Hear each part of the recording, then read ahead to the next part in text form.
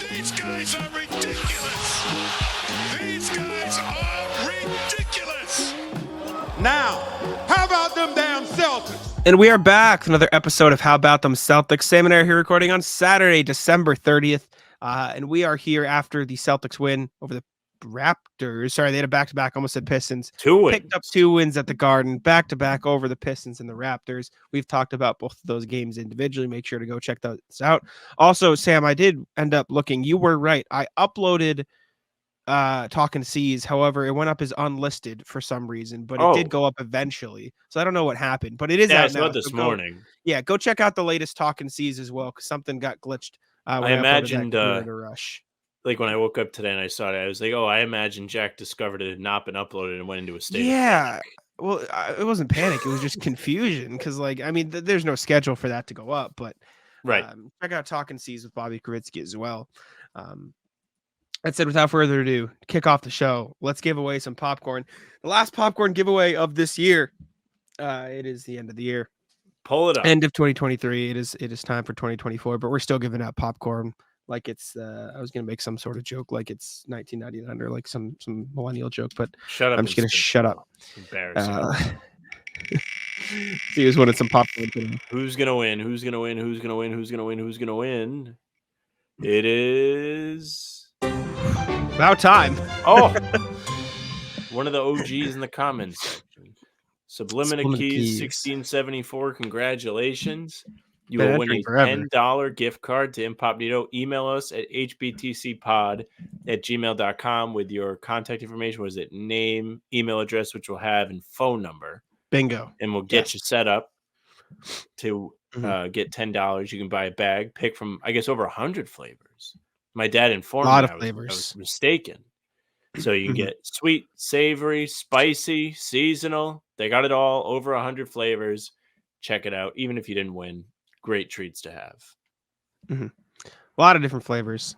My personal favorite is the cheddar infused or cheddar disguised caramel, I should say. Big fan of that. But congrats to Sublimina Keys. And we're going to get into our first, we'll call it an activity of the podcast. The end of year HBTC Awards.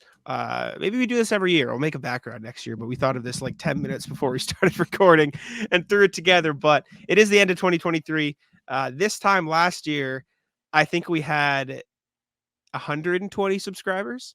Something like big year. Yeah, big year. I just remember last October we were celebrating hitting 100 subscribers when I was in Ireland, and then the summer we were celebrating hitting 1,000, and now we're almost close to celebrating hitting 2,000. And a lot of you guys have joined along the way, and we appreciate you very much. But we're going to be doing end of year awards. So the first award we're going to be doing is Player of the Year. Now, Sam and I came up with 4 nominees for each of these awards. However, we have not come up with the winners yet, so that's going to be the point of the discussion. The nominees that we put together here, I think I came up with these before Sam got on the sheet show. If you disagree with one of these nominees, you can. Player of the Year, Jason Tatum, Jaylen Brown, Derek White, or Al Horford. Now, you could have gone with Porzingis or Drew over Horford, but Horford was here for the end of last season as well, so I figured those 4 would probably make the most sense for this award. I think the answer is pretty clear, in my opinion, because I'm not going to get recency bias, get a hold of me. But I'm curious to know what your vote is for Player of the Year for the Celtics is. Well, this is probably has year, to be Tatum. Yeah. Even though you could be like, dropped his shoes last, I don't know, February-ish. He had that super cool Kobe trophy, sucked up until the playoffs. And then to begin this season, he's mostly not been good. So you could say 2023, not a great Tatum year. If you really want to have a big discussion on this, you could be like Derek White, big year for Derek White, stepped up big. He's really found his footing with the Celtics, but I think it's Tatum. Best guy. It's got to be Tatum. It has. He's just held to a really high standard, which is why he's in the crosshairs quite a bit for me. Yeah, and for all of the shooting struggles Tatum has, it is important to note that he is also seeing the most pressure by far in a team that has a lot of guys that could be having pressure thrown at them. So Jason Tatum's going to be the winner. If you threw out favorite player of the year for the Celtics fan base, I think D White might have a pretty fair shot at winning that one. But for player of the year, we're going to go with Jason Tatum. We might end up throwing these in polls on the channel to see who y'all think would win. Maybe they'll go up in the YouTube community tab. So check that out after. We'll see if I end up uploading it. But next category is best game of the year. This is calendar year 2023. Nominee number 1 is Game 7 versus the 76ers. Nominee number 2 is Game 6 versus the Heat. Obviously, the Dwight game winner capping it off. Number 3 is Tatum game winner versus Philly in the regular season last year. And number 4 is the Pistons lose 28 games straight. Very recent one. My answer, I have mine. I think it's Game 7 in Philly. Curious to know what you think. You're against Philly. Game 7 versus Philly. Like playoffs, Game 7. Yeah, you said at Philly. I said against Philly. You sure didn't. I meant against Philly. Game 7 versus Philly. Well, a lot of great games to pick from. Game 7, massive win, absolute whomping. It's exactly what you want to see out of a Game 7. As a fan, stress-free, a celebration that the series is over. We had Game 6 versus Miami, which kind of sucked at the end until Derek White put the ball in the basket, but it was a colossal meltdown from the Celtics. They're up 10 with 4 minutes to go, and then they should have lost, but they didn't. You had the regular season game in Philadelphia where Tatum hit the game winner off the classic Tatum starts in the backcourt, catches the ball, and gets to make a decision play. And then, of course, the Pistons losing 28 straight at the Garden was a monumental comeback for the Celtics, and it was a juiced game. Like, felt like it was a big-time playoff game, despite it was the best team versus the worst team in the league. And I don't know. That game had some good juice. I thought it provided some good moments. Like, you had some good Derek White moments, good Kristaps Porzingis closer. I will vote for that one just because I think we're putting all our favorite ones first on these polls. So, like, if we keep doing the reading, it's like, oh yeah, the first one won again because we brainstormed these nominees. That's true. So you're going with the Pistons game as the best game of the calendar year. Wow. It was an incredible game. It was a great game. Like objectively from a basketball standpoint, in terms of entertainment value, yeah, probably. Like, okay. It had the juice going into it in December, late December, a regular season game where people were like, oh shit, Pistons are in town. Got to give it to the Pistons. They played their asses off. They did their part, but the Celtics came out on top. Can't complain too much. Yeah, I think Game 6 versus Philly, which we didn't even nominate, should have had a pretty good shot too, in hindsight. Tough game all around, and Tatum came in clutch at the end and tore the hearts out. Yeah, okay. Split decision there. I went Game 7 against the Sixers. You can go for it. No, I'll bold them both. We'll say we had a disagreement. All right, next category. Funniest moment of the year. Number 1, I'm gonna make both Grant Williams. Number 2, LeBron's tantrum / Pat Bev's camera. Number 3, Thanasis headbutts Blake Griffin. And number 4, Andre Drummond's free throw game. I think I know your answer. I don't think we're gonna have the same one, so I'll let you start here though. This is a really hard one. I'm gonna rank them. Okay, sure. Because I think they are all great in their own respect. This is my favorite category. Out of all of them, I think that the LeBron tantrum was the least funny. Okay. It has the nicest longevity because I That's can kind of be why like, I look how added much of an asshole he was. Yeah, I kind of wanted to add Pat Bev camera in there too to get the whole moment because that was funny. That was objectively hilarious. After that, I think that I'm gonna make both is third, even though I love that moment. I'm surprised. Okay. Because it was maybe the funniest game I've ever seen. Yes. Because we were in the thing watching it and you were flipping out because you didn't believe in him. And I was like, no, he's going to make one. He shoots like 95% or whatever he was shooting. And he missed both. Then we find out he was talking smack and then they lose the game. And then the Thanasis headbutt is my second ranked choice because I forgot about that one. But at the time, it was hilarious. It was great. And Blake Griffin took Jaylen Brown's mask and was like, yo, I might need this for protection. Yeah. And then you have the Celtics fouling up 30 in the in-season tournament. That was electric. That was also my winner. I thought you were going to pick Grant. The Andre Drummond free throw game was the funniest moment of the year. Yeah, in my opinion, I by think far. it was too. It Because was you had phenomenal. people getting mad about it online. Yeah. And the players themselves were mad about it. They were like, integrity for the game, which is the dumbest thing ever. I mean, that YouTube short we made of it was perhaps the funniest thing. It was just sending that man Andre Drummond to the free throw line. Like up 30, just sent him back. He apologized to him after the game. Everything about that was perfect. It was great. That was the funniest moment of the year for the Celtics, for sure. All right. Next category is best pod moments. We have some HBTC categories here. Some of these are from the videos on the channel. Some are from full-length pods on the channel. Just another, nudge, go watch all the videos on the channel. We drop a video 5 a.m. every day. We never say that. We just kind of assume people know. We drop videos every day if you just listen to the podcast for some reason. So make sure to watch those too. I say it every pod. At the end, yeah, I know. I never say it, I guess. I kind of, rolls off. It doesn't connect that some people might just listen. Nominee number 1 for best pod moment, the Jakob Poeltl game when Sam and I broke down the film and just started laughing at Jakob Poeltl for 20 minutes. Number 2 is Oleg Balcherowski, in parentheses, just the entire Summer League series. I know a lot of people enjoyed it, and so it's a big moment. Number 3 was Jason Tatum makes us buy shoes, which is, we said if Tatum drops 40 in this game, we'll buy his shoes, and then he dropped 51, and we bought his shoes, and we did. I also got Tatum's for Christmas, by the way. Continue to buy his shoes. Which ones did you get? They're like the all white ones with the neon like trim. I'll bring them up later. They're very good. Are these ones? Big fan. Yes, very cool. I think, yeah, very cool. Great Datums. No, I don't think so. I think they have like the Vice color, like trim or something, like the neon. I'll need to find them. I'll bring them up later on the pod. 3 or last one is the March Madness brackets. When we had brackets, we did cereal, we did Sam haircuts, we did a bunch of random stuff. So that was the 4th. Sam bracket was electric. Mm-hmm.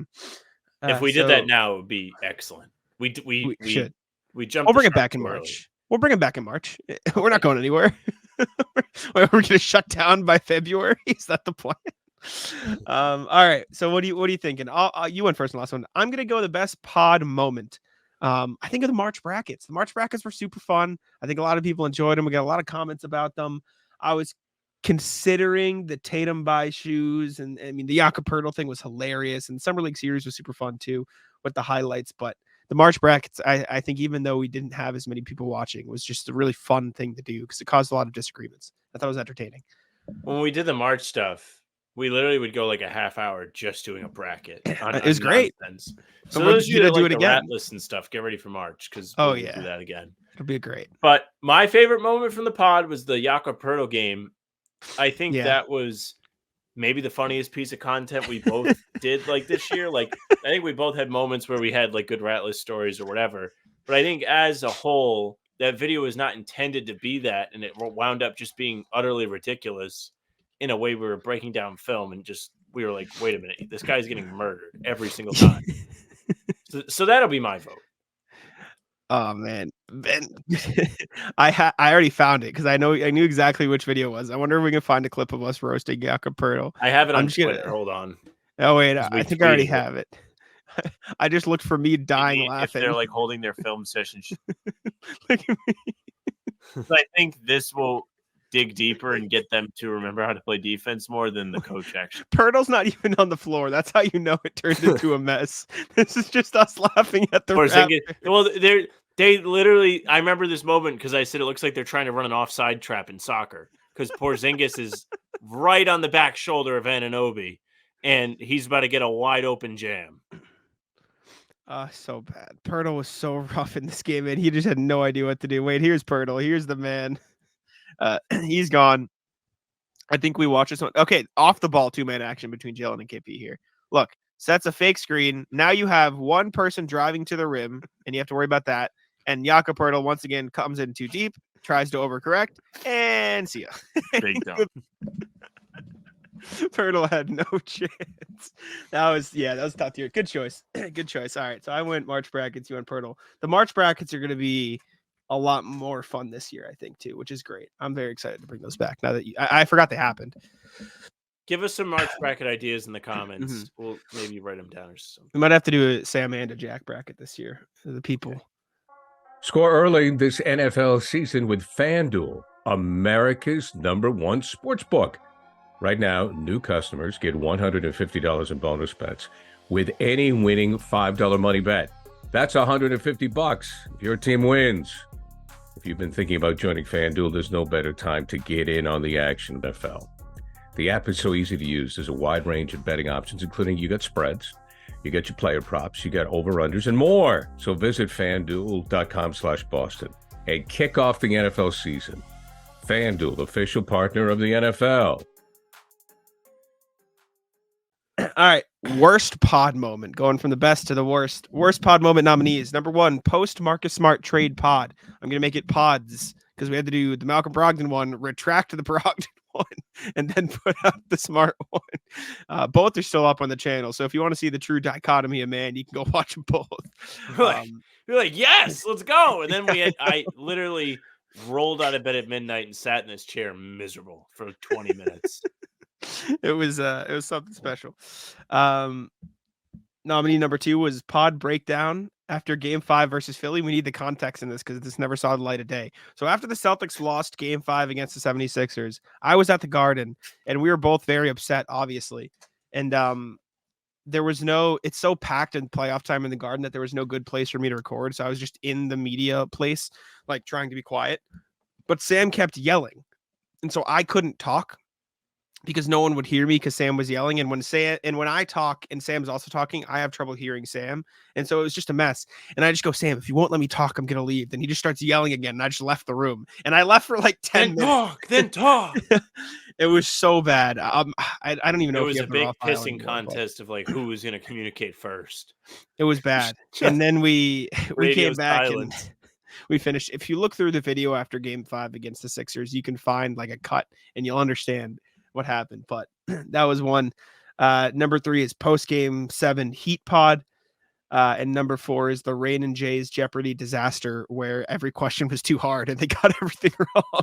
Yeah, I put the Jeopardy board together and I was like, well, John Krauss wrote a book on Celtics history, so I don't want him to just be able to easily dominate. So I'm gonna make this really hard.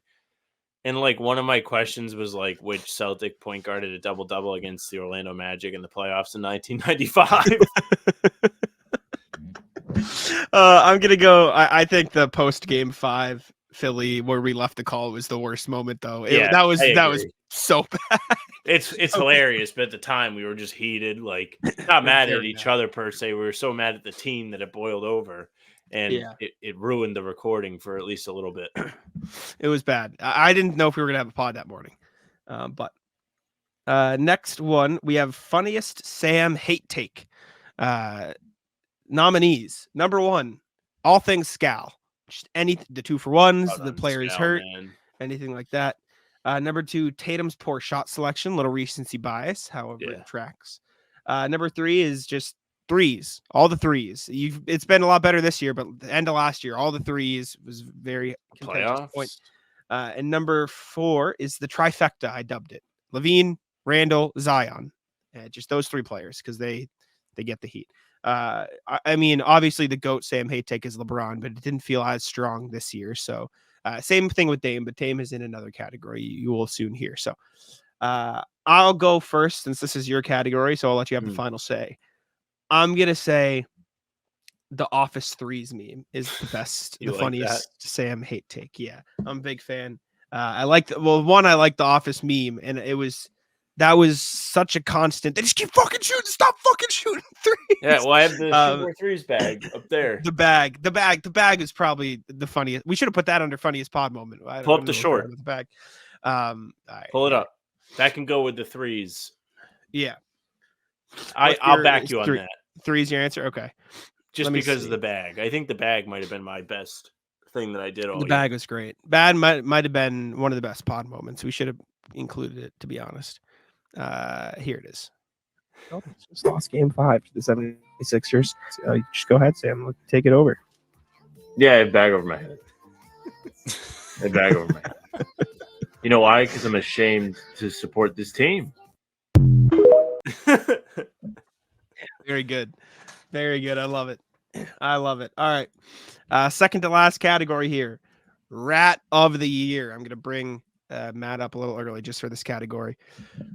Rat of the year. 4 nominees. Damian Lillard, number 1. Thanasis Antetokounmpo, number 2. Caleb Martin, number 3. And Sam's Internet, number 4. Now, I think this is a 2-man race, in my opinion. I think it's a Dame versus Sam's Internet runaway. I'll let you give your answer first, though. Well, I think the internet is like the juggernaut, Yeah. number 1 rank. It's Goliath. But I do think Thanasis deserves a shout because every time I see him, I get angry. If you watch any Bucks game, he doesn't play, but you do see him. He's out there trying to make his presence known. He's walking up and also Nick Nurse deserves a shout, but I guess maybe not. This was not the year of Nick Nurse, but much like Nick Nurse, Thanasis up and down the bench for no reason. For no reason at all, moving around. Thanasis, the poster boy for nepotism. But I will say the internet's awful. Has caused many of issues throughout the course of the year. So, yeah, I think that's the winner. Definitely. All right. Final category is commenter of the year. Now, I want to make this clear that everybody who comments, we very much appreciate. We read, I know I still do. I read every single comment. I wake up every morning. I read the comments. It's still insane to me that this many people not only listen to what we have to say, but care enough to respond. And I think that's dope. So we appreciate y'all very much. We couldn't stick to just 4 on this. And so we have, I think, 7 different nominees for this award because they kept coming to mind. Number 1 is RJ, obviously, the email king. Always been there since Summer League. Number 2 is Joey Spatulas, legend of the chat. OG fan. Yes. Number 3, Michael Hilly, legend of the channel. Legend follows us on Twitter as well. Same thing with John Smyers, another nominee. John and OG as well. OG. As is birthday boy Philip Hart, another Happy nominee. birthday, Philip. Yes, thank you. Happy birthday. Jared, another nominee. OG. The last pre-game playoffs. goat. And last one, speaking of OGs, the OG of OG, Landon, is also a nominee. From the beginning. Yeah. Now, this is like, I don't know what to pick for this one. This is tough because I think all of them deserve. I mean, the fact that they're there shows it. And if we forgot anybody, we shout out Sean, shout out ILL. They deserve to shout as well. I had their They're beef funny. as a nominee, but then we were like, we have too many. And then we added more. Yeah. So they honorable mention Sean versus ILL. Honorable mention Pete Viskins. I think that's what it is. Everybody. Justin Mills. Shout out everybody who comments. Josh. We appreciate you. Josh. Yes, absolutely. We have commenters that are the I'll be there no matter what meme. Just every video. So thank you very much. We got World Be Free, Ramses. Forgive me if I'm missing anybody, but we have a Dana lot of White. UFC Dana White. Dana White. Yep, UFC Dana White. Ramsey's the god. Justin Mills, I already said. Sublimina Keys, who won What's Poppin' this year. I know Dave is a guy who just found us, but he's been there in the comments every time. It's good that we can give them something. The popcorn giveaways. We can give you something for coming out every time. So we appreciate all of you. OG Phil, cool, genuine Phil, the beast, the pregame legend, Birkin. I haven't seen Birkin in a million years. My dad, Uncle Dan, obviously the goats. Joe, my cousin. Everybody comes in. Mrs. LaFrance is on the Facebook. Henry. But this is tough. I think I have to go RJ for commenter of the year. Though. RJ I is think one that of has the to most be devoted commenters I've ever seen. Yeah. RJ is essentially a part of the show. He has great insight. He cares. He is very thoughtful in his emails. He does a great job. He does the alliteration, so Jack sounds like a moron trying to read it. Just all things RJ are great. He puts in the work, so I think RJ is going to get the appreciation. But we appreciate everybody. Yeah, we appreciate all y'all. Like I said, it's always crazy to me that this many people listen, but I think that wraps up the 2023 End-of-Year Awards, HBTC Awards. All right, that's the end of the pod. Thank y'all. No, I'm just kidding. Thank y'all for tuning in. All right, we'll move on. Next Celtics thing we have is Udonis Haslem and Bam Adebayo have walked back their Bill Russell hatred a little bit. I don't know exactly where they said this. But was Bam. He said, "We all respect Bill Russell." I think this was a pregame in like a scrum. Said, "We all respect Bill Russell for what he's done for us as players and as black people and all the stuff he had to go through." Just to be clear, that air before people start talking about that, we all know we respect that man. And then Haslem said, "Listen, man, I got to apologize. It wasn't about Bill. It's just about the rivalry and how I feel about the Celtics. But I won't take back my statement. You'll never see a jersey of a Heat player hang in those fucking rafters." And I think we were pretty clear in our standpoint that it wasn't that he hated the Celtics. Like I wouldn't want a Heat jersey in the Celtics rafters either. So I understand the frustration of not wanting that jersey in the rafters, and I understand why Shaq said it too. Like not that it's Bill Russell, but like seeing a Celtics jersey up there probably gets you annoyed. But just like that's not the person to pick the bone with is the problem. Bill Russell never played against your team. Oh. he had nothing. He had no heads up for or no heads up, no headspace for the Miami Heat. Miami Heat did not exist until Bill Russell was coaching the Sacramento Kings. Bill Russell has Heat fans should have no beef with Bill Russell. None. I don't think, and I think that's what Haslem was saying. He's like, I didn't mean to make it about Bill. It was about the Celtics, but you did make it about Bill though when you said fuck Bill Russell. Yeah, like that's so. I appreciate the apology. That would be like me being like fuck Jack, but it has nothing to do with Jack. Yeah, it's actually about Duke. Jack was I fucking hate Duke and dogs in general. So fuck Jack. But they both apologized. It is what it is. Of course they did. Haslem's like, thank you for giving my podcast that I really don't need to have attention. Our plan worked. And tune in next episode because we're going to slander another NBA great. Who's it going to be? We're going to spin a wheel and find a way. Well, Shaq said he didn't want Michael Jordan in the rafters in Miami either, which that one makes a bit more fair. Sense. That is weird. Well, Shaq said no Bill Russell and Michael Jordan. He lumped them in together. But like Haslem didn't even talk about Michael Jordan. Yeah. Yeah, well, yes. All right, next thing we got Jaylen Brown talking about Luke Kornet. This was after Kornet's big game against the Pistons. We talked about the game on the the post-game pod that dropped at 5 a.m. yesterday morning as you're listening to this. But Jaylen said, Luke's the ultimate teammate, great locker room guy, gets along with everybody. He's funny, so he kind of uplifts everybody, even in moments where he might not want to laugh. Then on the court, he's just all reliable. He had a great game today, but Luke is the ultimate teammate. I just thought it was a fun quote, and I wrote about Luke today, and Luke had some like really cool perspective about being a role player and maybe not knowing when your minutes are coming up, and just sort of his pathway to this point.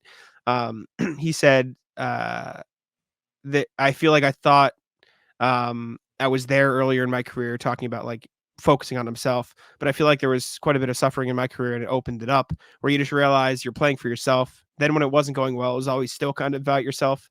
And he said, just doing anything for yourself is not a very high or fulfilling goal. Talked a lot about wanting to be, more for the team, talked about how his life as a husband and father, all this stuff, made him realize that doing things for other people is better.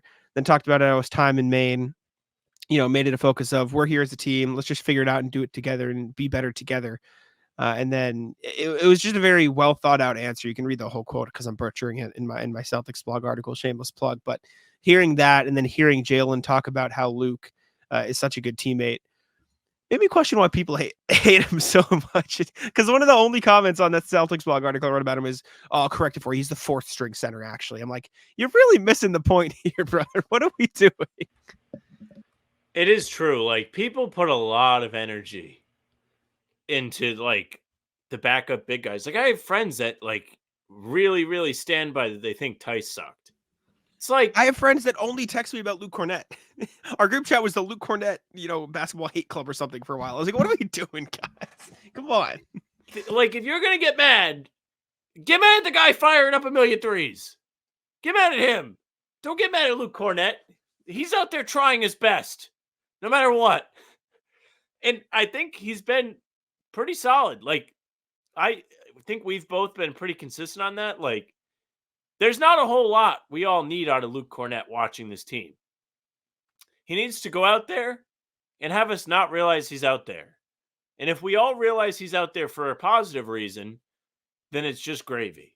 But if he's out there and holding his own and he's not being a detriment to the team, then he's absolutely doing his job as a backup rotation big guy. Same with Daniel Tice when Tice was here. Now Tice is gone and he's affectionately looked back on. But again, I have people that were like, thank God Tice isn't on the team anymore. He sucked. It's like, well, maybe you think he sucked, but he was pretty solid for what they asked him to do. Luke Kornet is very solid for what they asked him to do. Neemias Queta, solid for what they asked him to do. Yep. That's what their job is, to go out there, give Porzingis, Al Horford a rest, and then come back to the bench. And don't get murdered. That's it. It's not a very high bar. Focusing the energy on that doesn't make sense to me. But yeah, it's fun to hear what Jaylen had to say about him. Next Celtics thing we have, excuse me, is Rondo talking about the Dwyane Wade incident. Now, if you're not familiar, I'll pull up the clip. Let me see. It's probably easily findable on Twitter, Sam. While I find this, do you want explaining the background of the incident? So way back when, in the 2011 playoffs, when Shaq was on the Celtics, even though he was actually, I think he did play in this particular game. The Celtics were down 2-0 to Miami. In game 3, Dwyane Wade grabbed Rondo as Wade was falling to the floor and pulled him down along with himself.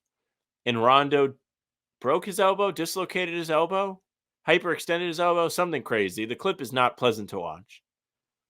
Rondo stayed in the game, but there has been rampant speculation for years that this was a dirty play. Here you go. Good luck. Mm-hmm. If you no don't sound like seeing on, but... things, then don't look at this. Yeah, it doesn't look pretty. His arm bends in a way it's not necessarily supposed to bend. Rondo stayed in this game and also played the next game because he's a dog. But I know Bill Simmons was a big D-Wade did this on purpose. He's a dirty player guy. Yeah. And Rondo seems to feel that same way. He says that particular play, like I said, it was kind of a freak accident. We were teammates after that, so it's no bad blood. But I think he broke it on purpose or tried. He's a competitor. Rondo went on to clarify that he respects Wade as a competitor, so he doesn't necessarily think it was a dirty play, which is really kind of weird. I don't think it was targeting me in the locker room or talks to take me out or anything like that. He was tried to make a play on the ball and ended up making a play on my elbow. He contradicts himself. Yeah, I don't know. It feels like he doesn't blame Dwyane Wade because they're friends, which is, you understand, right? You can't hold a grudge forever. At least sure I can. Watch me. But most people who can't hold a grudge forever, they've been teammates past that, I think multiple times, right? Were they teammates on the Cavs too, briefly? No, weren't teammates on the Cavs, but they did play together. We're teammates in Chicago. Yes. But it sounds like he wants to make it clear, I have nothing against Dwyane Wade anymore, but I do think he did that at the time. Which it does kind of look like he did mean to fuck him up at the time. Might have meant to injure him. I don't think he meant to injure him that severely. I think he meant to pull him down with him at the very least. I don't know. It's weird. They didn't like each other very much, those two teams at the time. Yeah, as we've heard a lot about this last couple weeks. Clearly. All right. Let's go to the email. Let's see what the people have to say. We have a lot of emails from a lot of different people. So let's check in, see what the people have to say. 7 emails since last pod. 7 emails in 3 days. But as always, let's start with the GOAT. From RJ, what's poppin'? A moment of gratitude. Morning, Jack. Morning, Sam. I'm going to veer off course. A little bit and thank the two of you for all the hard work. Oh, shit. I wouldn't have read this on the pod if I knew this was. Putting out an excellent podcast. Sam's comment about how the guys doing the OG pod could have just left out Haslem's Bill Russell story reminded me that what gets in front of our eyes and ears is an editorial choice. You guys make good choices from how you handle gases trade rumors to trying out new things with pod, staying locked into what you enjoy doing. It all adds up to the show I look forward to every day, even if actual Celtics news is thin on any given day. Be well, RJ. So this is why you're the commenter of the year, RJ. This is why you're the commenter of the year. We didn't even know about that. Well, I had read this before, but Jack didn't even know about this when he I didn't know. Made his call. I did not know. But thank you, RJ. We appreciate you. Excuse me very much, even though I do still have stuff in my throat, so I keep pausing. Next one from Sean. An Inpopnito winner, Sean, don't worry. I'm going to mark down the timestamp right now because your information is, in fact, in this email, so I'm not going to show it on the screen. Get out Sean's info. I just got to mark that down so I can edit it out. But Sean says, hey, Jack and Sam, so excited to finally try Inpopnito. I'm torn between spicy and savory, so please let me know what your faves are. Gives his info. I've been watching / listening to you guys since before the name change. It's honestly so nice to see how popular the pod has gotten the past year. I can't watch the live streams as often anymore, but HBTC is my first listen every morning. Huge thank you for getting me and the rest of your loyal listeners through a boring summer with so much fun content. Also, did you know that HBTC is on Audible? Going to start listening there so I can rate it 5 stars. I did not. I did not know HBT was on Audible. That's cool. Embarrassing story you may or may not find funny. Love it. The day the C's played Game 7 versus Miami during the 22 Eastern Conference Finals, I was so anxious the entire day that I only had a bagel and coffee and didn't drink any water. The next morning, I woke up excited to buy the New York Times. I live in NYC, and frames the C's article. I stopped by a cafe to get a coffee and fucking fainted. They called the ambulance and the fire department.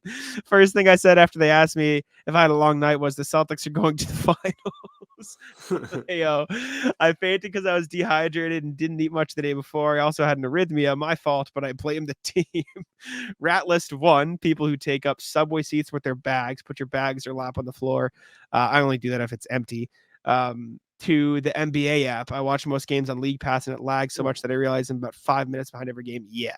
Anyways, thanks for reading and shout out to RJ for the fun trivia. Fingers crossed you beat the Pistons tonight, or I might actually faint again. Didn't have to faint. I bet you got real close though.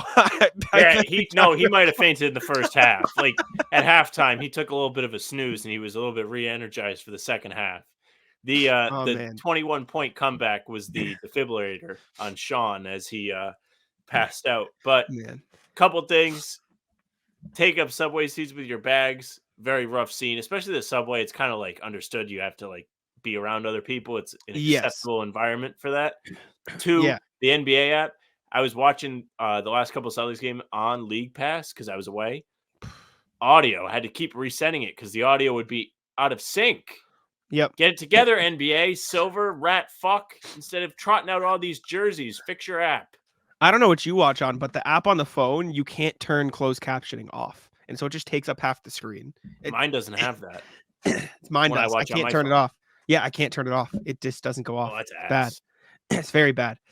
Thank you, Sean, very much. We appreciate you. Next one from RJ. What's poppin'? Never any doubt. This is from after the Pistons game. Evening, guys. So the C's got out-rebounded, outshot on threes, both total and percentage-wise, and trailed by 19 at the half. That can mean only one thing, an OT victory against the worst team in the league to keep the home court record perfect. What I loved about the game was the third quarter. Celtics just played defense, got back into the game a little bit at a time until they had tied up the game going into the fourth.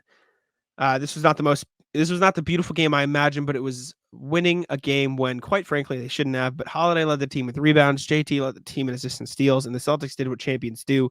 Might have been ugly, but it was still a win. I hope we play better. All 48 against Toronto. Be well, RJ. Well, psych. You thought they would. But, you got about 38. It was kind of an opposite game. Played very well in the first half, shitty in the third quarter, then both were close fourths. But thank you, RJ, as always. Next one from Gerald Colston. What's poppin', boys? Appreciation post. God, people very nice. Big circle jerk for us today. Yeah, right. Gerald says, I've been watching guys for about 6 to 8 months and got immediately hooked. First time emailing you guys. I appreciate you guys posting so consistently and actually making sense when you talk. Pistons game was close, Sam. I know deep down you're proud of them and kind of cheering for them. Hope you appreciate you guys, though. Thanks, Gerald. Right now, were you Pistons in fact up 4 on the if we're still dust settling Raptors? If we're still recording when that game is ending, we should watch it live here and just like. I was thinking about it. Yeah. We can watch it live and then make it at the end. That way, if people want to say that's enough, then they can leave. Yeah, if it's close. But thank you, Gerald. We appreciate it. Sam, were you rooting for the Pistons even a little bit in that Celtics game? No, I was not. just to make it clear. The good thing about doing this, though, and I really wasn't rooting for them because I wasn't even home, so I couldn't use the Rhode Island betting app, and I don't have any other ones on my phone, so I couldn't even get insurance. Like, I wanted to take insurance before the game. My buddy from work got it at 1,100. So he bet 5 to win 55. I mean, I essentially saved $5, but I would have been a lot more relaxed in that game. Yeah, sure. But one thing about doing this is, like, if they lose, my consolation is they get to come on here and just be insufferable. Yeah, it's great. Next email from RJ. What's poppin'? We face the Toronto Warriors ? Never any doubt, right, guys? I know the Celtics bench takes pride in being as good as the other team's starting five, and for the first 3 quarters, they were. Then in the first 5 minutes of the fourth quarter, they showed out as bench guys to help give up the lead.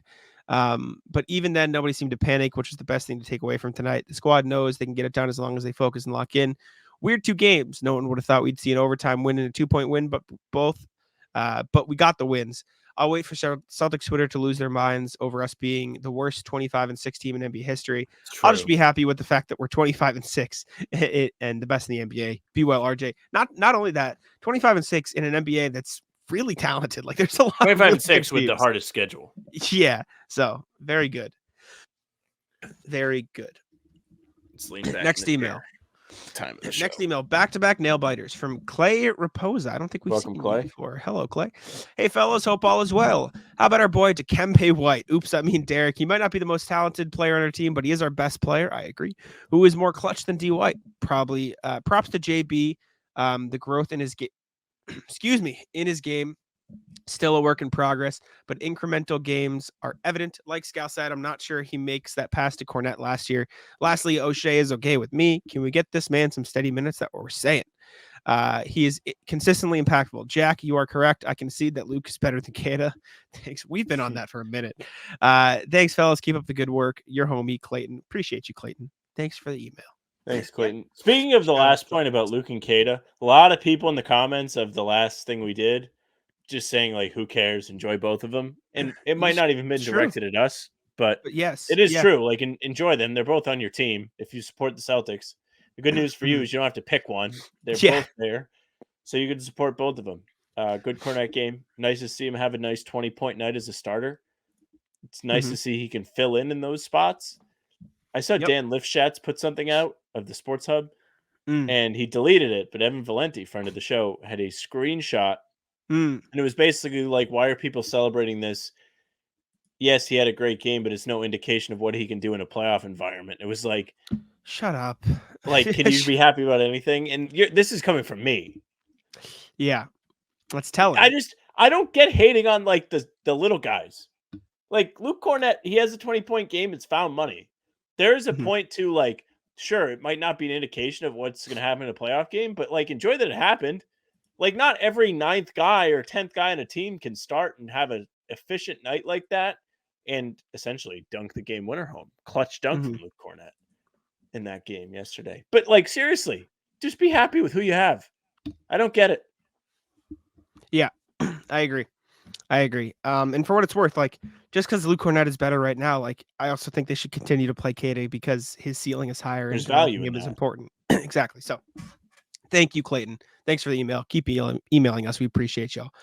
Last one from Gerald again. Raptors made a deal finally. We'll talk about this later in the show as well, but this is about the OG Anunoby trade, which, I guess we can lead with that. So this will be the segue. What's up, boys? Hopefully you guys are doing well. This past Friday against the Raptors, I said they needed to blow it up. Then Saturday at 12:40, the next day, they did. I love the pieces they got back, and I believe they still need a little more scoring off the bench. RJ and Quickly are younger pieces who could grow alongside Barnes. If they want to be really competitive, they should swing for Kelly Olynyk and or S. Bay from Atlanta. I was like, what? His autocorrect killed me. Sadiq Bey from Atlanta. Yeah, it got me. S beyond. Yeah. Or they could go the whole rebuild course and trade Pascal Siakam to Detroit or Atlanta, something like that. Yeah, this can be a perfect segue. We can get into the NBA. Change that background. Well, I'm adjusting the cheat, so. All right, I'll change the background. Let's talk about OG Anunoby, the trade to the Knicks, and I guess in part how it affects the Celtics. To get ahead on that part, since this is the Celtics podcast and OG Anunoby is probably in the title of the show, how it affects the Celtics, it probably doesn't. This probably doesn't affect the Celtics all too much, other than the Knicks might be a slightly harder team to play in the playoffs now because they have somebody who can guard the Jays a little bit well. Yeah, they can probably defend the Jays a bit better. That said, in my opinion, this trade's a huge win for the Raptors. I am super high at Emmanuel Quickly. I think he's awesome. I think he's going to thrive in Toronto. But I swear to God, if they don't start this man, just give him all the minutes. Like, he's so good. I think RJ Barrett's underrated at this point. I don't think he's as good as Anunoby. So, like, I'm not like mad that they gave him up. But giving up him Quickly and what's effectively going to be a late first round pick because it's Detroit's second rounder is a lot for OG Anunoby. So Yeah, a bit weird. this was a good example of the Masai Ujiri ransom. He got a haul for Anunoby, somebody who a lot of teams have been clamoring for. The Pacers have been reportedly interested. The Kings were reportedly interested. I believe at one point the Warriors were linked to him too. Those are all quality teams with decent things to give you. And then Knicks kind of snuck in there. I don't know how much we had on the Knicks being in on this. I know when the report came out today, the report was they were on it for a long time. There's Leon Rose, the GM, and his son is Anunoby's agent and all that stuff coming out. So a little eyeball emoji there. But from a Celtics perspective, solely looking at the Knicks, because the Knicks are the relevant team now, right? The Raptors, I think it's a good move for them, and we'll get into it. But the Knicks are the team that's the most competitive of the two. To me, it feels like a lateral move. I feel like they didn't get worlds better from this. I think Anunoby's a good player. I think he's a quality player. He can defend really well, and he can knock down threes. He is the ideal player for a competitive team. So good job for the Knicks by getting him to join their fun team. But at the same time, you gave up two key rotation pieces from your current squad, or your ex squad, whatever you want. Not now. They're gone now, not current anymore. But quickly gave them real minutes off the bench. He's helped them win games in the past. He killed the Celtics last spring or early spring, late winter, whatever it was. He had like 50 points or something crazy. 40-something points. It was an overtime game. They lost. And then you give up RJ Barrett, who a lot of Knicks fans apparently were split on. But he was one of the guys that they had hopes that the team would build around going forward. He was young. He was somebody that they could maybe usher in a new generation of talent around once it came to that. But they're all in on this current group of Brunson, Randall, and the fellas, which is fine. I think Brunson's a fine player, but besides that, there's nobody that's like really knock your socks off good. Certainly not Randall. He puts up numbers every once in a while. He's had a nice stretch lately. But do you trust him in a playoff series? No. Last season, he was ass in the playoffs. You can't rely on him. Bring in Anunoby makes you a better defensive team, but you lose two offensive scoring options. When you have Randall as one of your main guys, you could use that. You could use the extra punch. You're muted. Sorry, thank you. I think Anunoby has wanted a larger offensive role for a while, and now he'll get a chance to have that. So Fair. I'm curious to see how that goes for He's him been in solid. New York. I will also say, in a weird way, I think this does make the Knicks better, but I also think they But lost how the much trade. better? So that's the thing. Probably You not know what much. I mean? But I think now you can play Dante DiVincenzo and Quentin Grimes more minutes at those spots, who are both very good players. And so they Sure. can step up, play more minutes there. Even Josh Hart. Yep, Josh Hart can get more minutes. I think Miles McBride could probably see a little bit more action in some of these games. He's a very good defensive-minded guard, too. So they're going to be a very defense-first team. Again, curious to see how OG Anunoby takes on a larger offensive role if they give it to him, which I can't imagine they wouldn't at this point. And also you add in the context of OG Anunoby needs an extension at the end of the year, or he needs a new contract. Emmanuel quickly also needs a new contract at the end of the year. And a point I saw on Twitter was, and this wasn't necessarily arguing that the Knicks won the trade, but just like adding some context, that Emmanuel quickly is going to want like 25 plus, and OG Anunoby is probably also going to want 25 plus. Who would you rather pay 25 plus to if you're the Knicks? Right? Yeah. I mean, when you have Brunson. exactly, if you have Brunson already, you have, DiVincenzo, you have Grimes, you have all these guards, you'd probably rather spend that money elsewhere. Jake Fisher, friend of the pod, reported this as well. Knicks didn't land Anunoby without an understanding of his own financial considerations. Anunoby held meetings with several agencies this past offseason when he decided to leave Clutch Sports, telling potential representation that he was interested in a larger offensive role that would be commensurate, I think that's the word, with a salary figure in the ballpark of $40 million in average annual value. However, Anunoby did leave those potential agents with the impression that he would be willing to accept a smaller figure if he were to have landed in New York. So it sounds like he also wanted to be here and would be willing to take a discount to play here. I think this is going to be an extremely good defensive basketball team. And I think the offensive ceiling depends on how good Anunoby is with a larger offensive role. It's weird. I think the Raptors won because I like the talent they got better than the overall talent the Knicks got, but I do understand why the Knicks would want to do something like this. So I saw it on Twitter it's weird. today. This also might be a situation where like both teams win, which is okay for everyone to talk about. It happens. I think for what the Raptors are trying to do, this is great. Great. You trade now for have Raptors. younger players you can put around Scotty Barnes and put your team together for the next couple of years. It seems like that's their plan. Let's just look at Anunoby's last game as a Raptor. 12 points on 5 of 8, 2 of 4 from 3. So, yeah, he really didn't get a whole lot of opportunities, especially last night against the Celtics in 37 minutes. Yeah. But if you're trying to get younger, Scotty Barnes is a decent piece. He just won Rookie of the Year 2 years ago. A little bit of a sophomore slump. But now you have RJ Barrett, who's Canadian, by the way. Yep. I'm sure they all love that. Very fun. Who has proven that he can be a scoring guard in this league. I don't know how great he's going to hold up on the defensive end. But in terms of an offensive output team, the Raptors have potential to be fun. They are headed in the right direction now, and they did it without having to have a tank season, a season where they're the Pistons, essentially, and just losing and losing and losing and losing. Like last year, the Pistons lost, hope to get Wemby, picked 5th.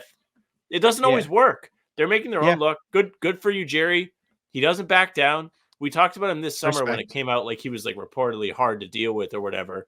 That's what you want. If that guy's running your team, you want that. You want him to be a dog in trades. Get what you want. And they also got picks. They got a second rounder. They get anything else or just a second? It was just the second. But the second is Detroit's second this year. So it'll be the 31st. Yeah. Effectively. So good for both sides. Yeah. Sure. We'll see how it works. Hopefully it doesn't affect the Celtics. Hope they roll them regardless. And they should. But I do think both teams are in a more fun spot now, weirdly enough. Even the Knicks. Like I think OG's defense and OG's like the new presence could help bring a little spark too. I don't know. I don't hate it. Knicks fan, none too pleased. Well, they all love quick. Oh, interesting. I was gonna say they all love quickly, but all right. I think he liked quickly too. He was pissed. Yeah, that's tough. When Henry woke me up because I was still asleep. Because of course he did. He goes, Jack, big trade. I go, who? And he makes me guess. I'm like, oh, Siakam. He goes, less. I'm like, OG. And he goes, yeah. And landed on the Knicks. I go, what'd they give up? And I said, I don't know, like picks, probably like Fournier's contract, something like that, blah, blah, blah. And he goes, nope. I'm like, don't tell me they give up quickly. And he goes, yep. I'm like, shit. What else? Well, that's when I said, fine, was it quickly 48's contract and picks? And he goes, no. And I go, what? Like, I was lost. I was like, how do they match the salary then? I have no idea. Tell me. He goes, RJ. I go, what the fuck do you mean? RJ Barrett is what? So it is definitely two very talented players for one. I think the question is going to be, does that one fit better and work better long term? Which we'll see. I think we'll end up seeing what happens. But all right, next thing we got is, did the Pistons win a game, Sam? Tell me. We don't know yet. We don't know yet. They are up as we ask the question at 7:49 p.m. They are up 83-81 with 2:13 to play in the third quarter. I got it ahead on mine. They're up 87-85 with 45 seconds left in the third quarter. So they're up 2 against the Raptors. If you're curious, who is playing well, Siakam has 28 through 3 quarters. Alec Burks has 16 off the bench, hasn't missed from 3 yet, 3 of 3. Cade Cunningham already has a double-double with 16 and 11 assists. Kevin Knox has 17 points, so a weird game. Kevin Knox had 17 points against Celtics. I'd be mad as hell. He started last night or 2 nights ago against the Celtics. Okay, yeah, the Pistons have not won though. They have officially tied the record for the most losses in a row. They've lost the most in a row in a single season already. They are the worst. They're probably the worst team in basketball ever right now. Like they are on the way to becoming the worst team in basketball history. This is so funny. It's so funny. It's so good, man. I love it. It's so good much. For the game. This is awesome. Worldwide Wobb's League Pass menu for December 30th, 2023. Raptors at Pistons. Fun rating 97. It's facts. Oh my it's God. So facts. Every time the Pistons are on now, we're like, dude, Pistons Day. Gotta pay attention. See if they win. Pistons Day, baby. Gotta we love need the expansion Pistons. So bad, just so there can be more bad teams. It's very funny. The best part is there are a decent amount of really bad teams this year. It's that no one's as bad as the Pistons and no one cares, right? Like the Wizards are 6-25. The Hornets are 7-23, and the Spurs are 5-26, but the Pistons are 2-29. So no one is paying attention. It would be more fun if the Wizards were the 2-29 team. Yeah, because you picked the Pistons. I like the Pistons, and I also think it would be hilarious that Jordan Poole would be steering the ship for the worst team in NBA history. The Celtics have won more games than the 4 franchises of the Wizards, Hornets, Pistons, and Spurs this season. You probably keep throwing teams in. Nah, that was it. I checked. That was the most you could throw in. Because Really? then the next one is 9-win Blazers, and that takes you to like 29. Okay. Stand by on that one then. But very funny. Very, very funny. Okay. Next thing we got is our Podly NBA standings check-in. Let's take a look around the league, see where everybody's at. As we surpass the quarter point in the season, we're approaching the halfway point, which is terrifying because I don't want basketball to be over. Well, this is good for ratings, if we want to call it that, because now people are starting to trickle in and care. We've seen it over the last couple of weeks. More and more people paying attention, which is good for us. And before we know it, the playoffs will be here, which formerly known as the most wonderful time of the year last year has shined a poor light on that. Sure. Not after further review, not the most wonderful time of the year at all. Awful. Christmas. Not Christmas either. Most wonderful time of the year, Halloweenish time. Basketball back, birthday, and of course the holiday. If you're into it, I still like the playoffs. Celtics, owners of the longest win streak in basketball at 25. It is still insane to see a number larger than 20 in this streak column. At 20. Bucks and Sixers and Heat won 2, 2, and 4 in a row respectively. The Heat have overtaken the Magic. 4 home court advantage, 4 seed. That'd be a pretty fun series. Yeah, my standing says Magic 19-12. Heat 19-13 per NBA.com. Heat lost to the Jazz today. So maybe mine Google's must not have updated then. Yes, you're right. It's not updated. Heat did just lose to the Jazz, so they will fall half a game below the Magic. Behind them are the Cavs and the Knicks, then the Pacers. Hornets have now lost 10 straight, so they are just as funny to watch right now. Adam Silver put in the call. He was like, hey, listen, this Pistons team is going to win eventually. We need something to fall back on. Yep. How fire would it be if the all-time streak for games lost consecutively was set twice in the same season by different teams? You're thinking too small. What if it was both by the Pistons? What if they did it again? If they won and then they lost another 29 straight or whatever? Yes, that would be the best. You're right. Next, out west, Thunder have won 3 in a row. They're coming for the Timberwolves to top the West. Thunder, big breakout year. I know we all predicted it, but I don't think anybody predicted this much. I didn't think it would be this much. Yeah. Grizzlies have now lost 2 in a row. The Rockets have lost 3. The Suns are back on the winning wagon 2 in a row, but they are 4-6 in their last 10. So are the Mavs. Not great. No super good. Actually, there's 3 8-2 teams in their last 10. Thunder, Nuggets, Clippers. Clippers have climbed all the way up to the 4 seed in the Western Conference. 2 losses were without Kawhi. Yep. And then the Spurs, tragic, 2-8 in their last 10. Warriors still bottom feeding, still below 500. They've lost their last 2. Looking like a good year for the Grizzlies to have that Warriors pick that could have been the Celtics. I'm telling you right now, I want the Warriors to keep losing. Because I think if the Warriors keep losing, there's going to be pressure on things to change. Means we could see Wiggins gone, which is on the sheet. Yep. We could see Clay gone.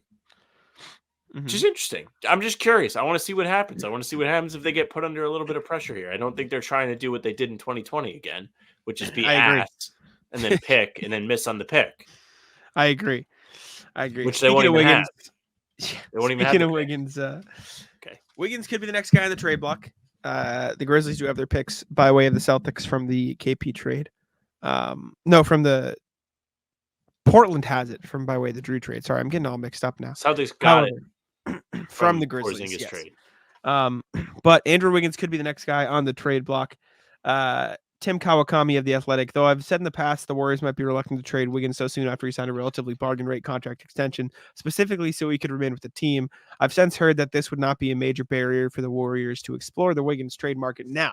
Sam, you think it would be fun to see that happen? Well, I don't think so, because if he comes to the East, I don't think it would be fun anymore. And I saw a lot of Bucks fans saying, we got the salary, make it happen. Wouldn't want that to happen. You could pull together Bobby Portis, Pat Connaught, and some other smaller things and get up there pretty quickly. Bucks, do you really want to give up Bobby Portis? Like he's a big like contributor for them. You know what I'm saying? I know he is, like, but if you have a chance to get Wiggins, a guy like objectively, they don't have anybody to guard Tatum and Brown right now. And so do you prioritize that bench piece, which as great as Bobby Portis is, like that's probably more important in the regular season, or are you willing to sacrifice it, get a guy who you know will be useful in the playoffs? I'm not saying yes, definitely do it. And again, also wouldn't be, great for their depth, but you could get there with Bobby Portis, Pat Connaught, and Marjon Beauchamp. And I believe that salary would work for them to make the trade for Wiggins. So I'm just saying it's a possibility. Same thing with the Sixers. Sixers, another team that could do it very easily. Yeah, Tobias Harris. Or even Marcus Morris. They don't have to give up Tobias Harris. Forget about that Marcus Morris salary. Yeah, and no. all the salary. Do you take that it would be fun? But I also think like the Kings could be a team, like because they were in Anunoby, so like that salary works. Pacers could be a team. Raptors, get all the Canadians, get them up there. Just trot them all up there. That's new rule. New rule. All Canadian guys just play on the Raptors. Shea, Jamal Murray, RJ, Dylan Brooks, Wiggins, and then Zach Edey. Kelly Olynyk. Get him up. Get him up there. Celtics don't have any Canadians, right? Delano Banton. They can. Delano Banton, Kelly Olynyk. But yeah, I mean, Andrew Wiggins would be a very tradable piece. O'Shea, true, he'd be gone too. Maybe not. A very tradable contract. A guy a lot of teams around the league would definitely want. You bet your ass the Bucks, Sixers, Heat would all be in on that. You bet the Cavs would absolutely be in on that. Culture guy. You think so? Definitely. Or are you being sarcastic? No. I think if he went there, he would be like a big Heat culture story. Yeah, he'd be because like all the rumblings is he's out of shape, and after he went to spend time with his dad or whatever happened last year, like he hasn't been the same, hasn't been as sharp, like all that. He would go down to Miami and he'd be putting whatever chambers they use to revitalize their guys or get them to be superhuman, and he'd be back. So even the Knicks could make a play if Wiggins comes available, right? Like you throw Fournier's contract in there, you could have a nasty defensive lineup. If I'm the Warriors, I would be interested in Knicks package because you could get some draft picks from them. And at this point, you got to start thinking about that.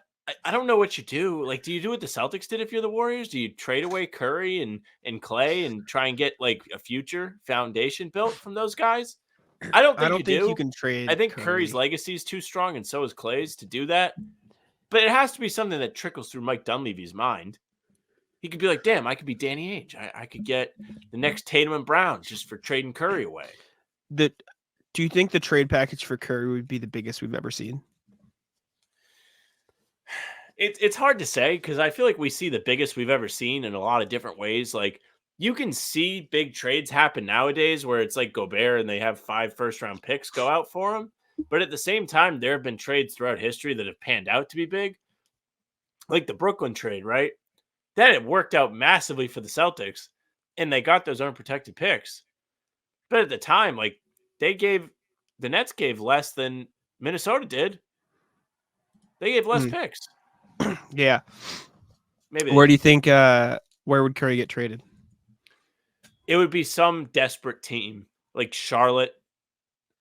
I could see a Charlotte doing it, or something. Let's see. Let's think about teams that are like almost there teams, but they definitely don't have hope.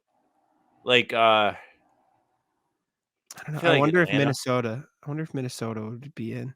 If I'm Minnesota, I'm not touching what I have going on right this year. True. Like, true.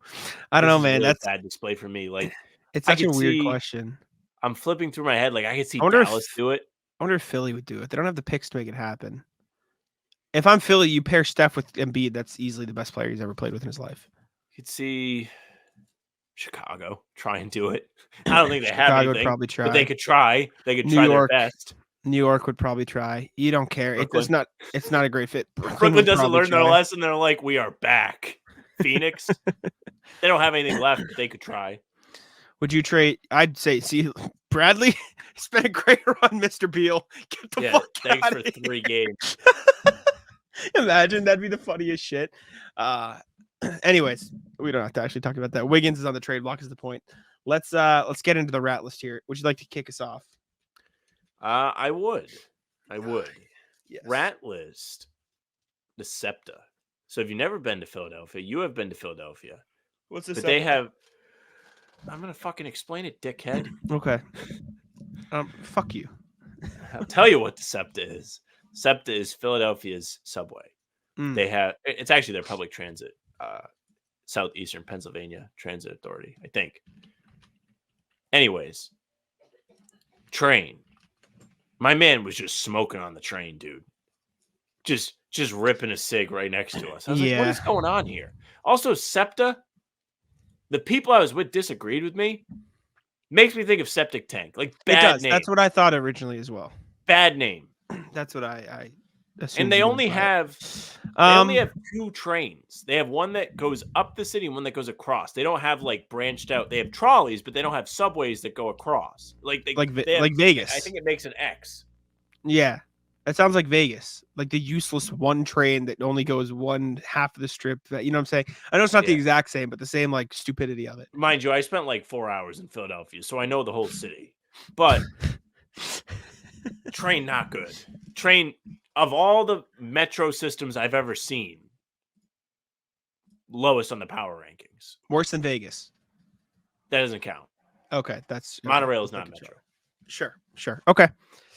I'm always astounded. I had a conversation with my friend like last year, and he was like, you'd be shocked at how few cities actually have metros. Like, we live in Boston, you live in Rhode Island, and so it's like a thing. You know, like, oh yeah, the commuter rail. Everyone has like, I wish we did. I know, but like the commuter rail comes down there and stuff. So like, it does.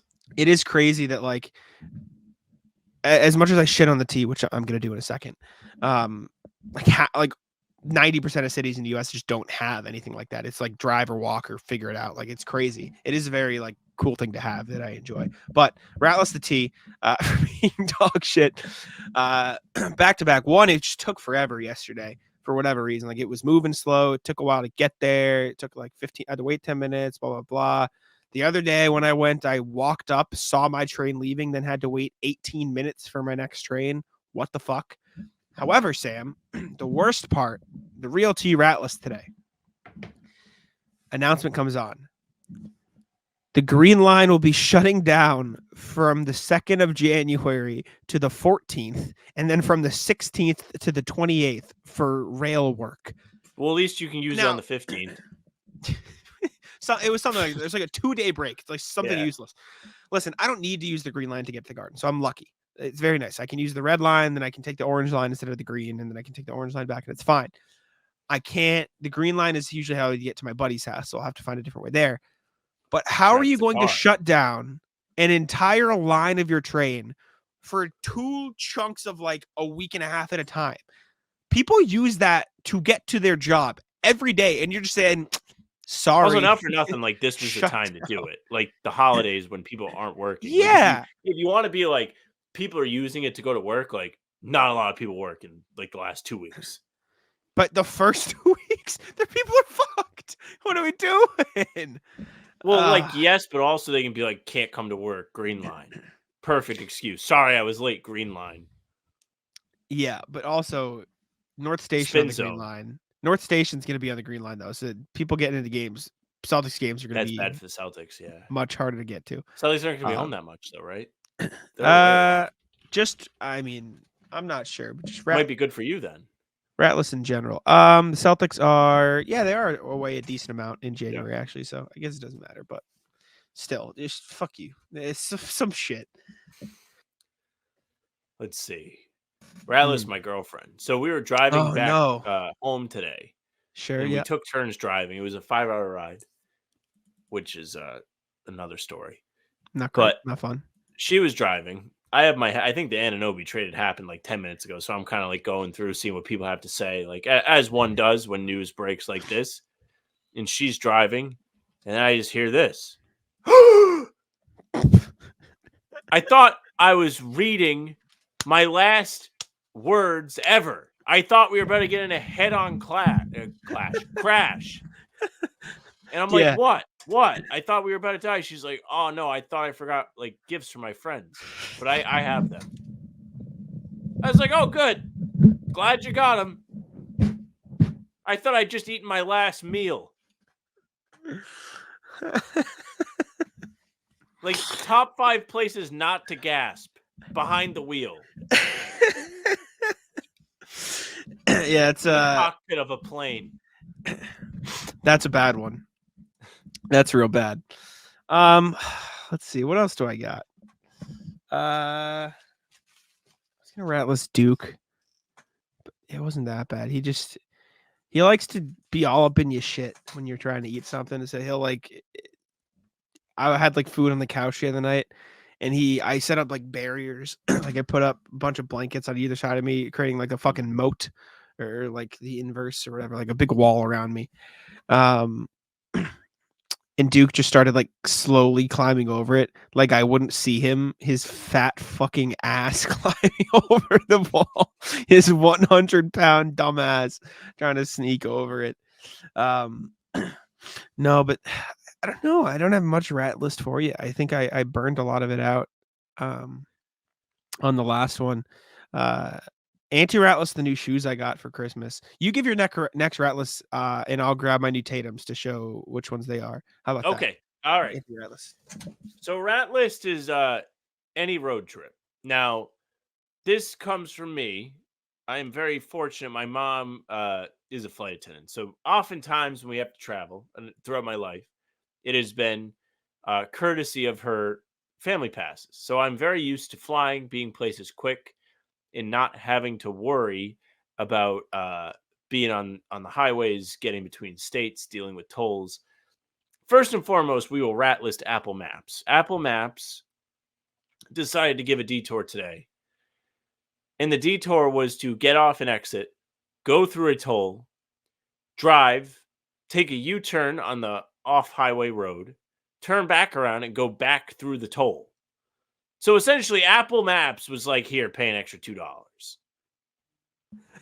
In cahoots with Trying to get your money. state of New Jersey. Also, rat list. Anyone who decides to get in an accident on a 2-lane highway. Ass.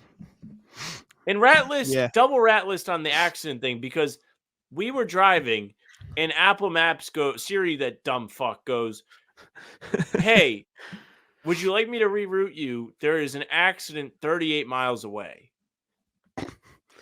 Yeah. Buddy, by the time I get there, the accident's gone. It's gone.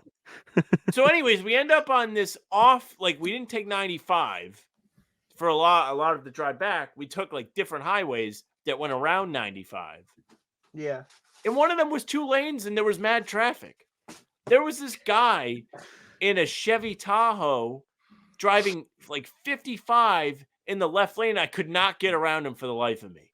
Yep. I was about to have a brain aneurysm behind the wheel. I thought it was bad when my girlfriend like had the panic attack over the Christmas gift. I saw this guy in the Tahoe and I was like, my God, I'm going to have a stroke. It's awful. Does Kaylin drive acceptable speed? Yeah, she's fine. And when I'm in the passenger seat, what do I care? But when it's me driving, baby, you better get out of the way. Yep. Ass. Yep. Overall ass. Speaking of ass, Pistons up how much? 11? 11. Yeah. Pistons up 11. 5 minutes left. Here it comes. Anti-ratless shoes I got for Christmas. My mom got me a couple pairs. These are not the Tatums, but I wore these to the game yesterday. Some Adidas. Very clean. Very nice like shoes. Those. Big fan. Very comfy. Very nice. Are those the Nizza shoes? Nizza? I have no idea. Where would it say that? I don't know. On the box. I couldn't tell you. I don't have the box. They're made in Vietnam. Nice. That's the information I got. And these are the Tatums I got. Sorry, they weren't all white, but they are. Those ones I have. Oh, well, yeah, they're very nice. I have those I like the too. colors. I like them too. Good Colors shoes. very dope.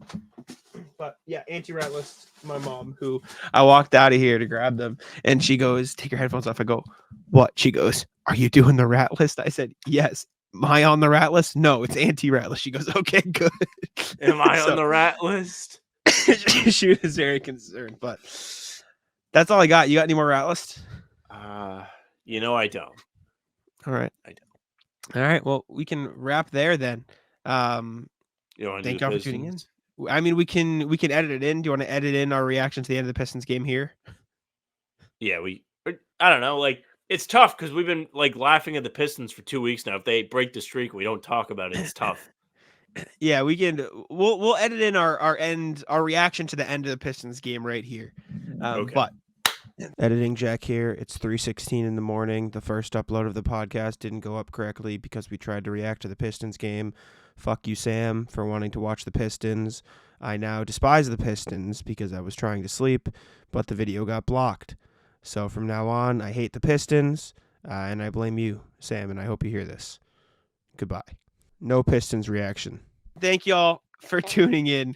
We appreciate it very much. Make sure to subscribe to the channel. How about them Celtics? Appreciate y'all for a monster year for us. Let me see. How many subscribers did we gain this year in total? We'll give y'all the year recap real quick. Bet we gained 1750. Let's take a look. We are at 1,996 right now. So hopefully we get 4 more from this video. When we hit 2K by the end of the year, that'd be Last electric. video of the year, baby. It's coming down to it. We had a nice little surge, but this calendar year in 2023, we gained 1,756. What did you say? Oh, I said 1750. You were very close. Holy shit. Bang!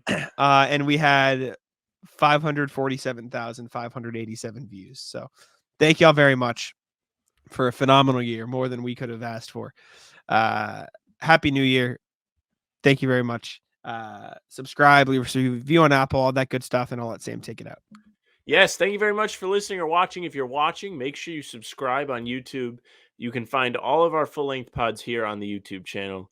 You can also find game recaps, film breakdowns, trade breakdowns, 30-minute pregame streams, and Talkin' C's. Hit the notification bell so you don't miss any of them, because we're putting stuff up every day at 5 a.m., just like Jack told you earlier in the pod.